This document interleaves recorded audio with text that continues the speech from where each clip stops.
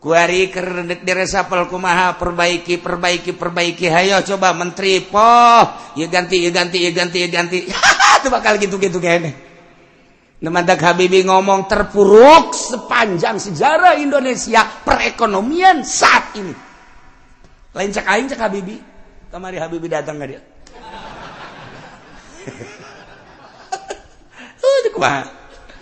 Nah ieu keur carita keberadaan negara.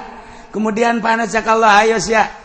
Dek jeung aing udag-udagan sia ayo. Sia dek ngaluhurkeun pertanian Jawa Timur akan ditingkatkan pertanian Jawa Tengah, Jawa Barat. Geus dipersiapkan di Palembang, di Medan, di berbagai daerah. Pokoknya ditingkatkan pertanian. Sebab naon perekonomian bakal macet kunyana geus ka itu.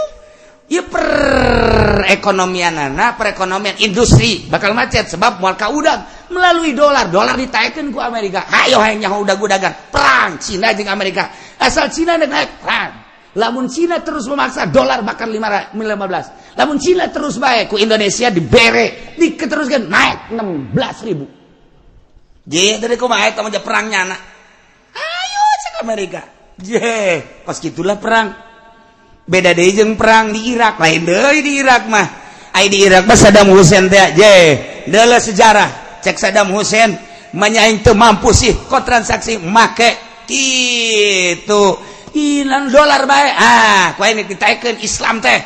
Dolar ku ari teu bisa transaksi di Irak. Meuli minyak kudu make dinar, meuli minyak kudu make dirham. Uang Irak. Iran kitu kene sepakat.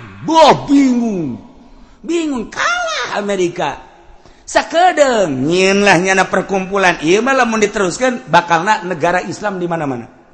Bakal terulang kembali wali sanga zaman kitu Raden Patah dengan Saddam Hussein, Islam akan tinggi. Urang mah teh jauh minyak dengan sakitu perang perekonomian.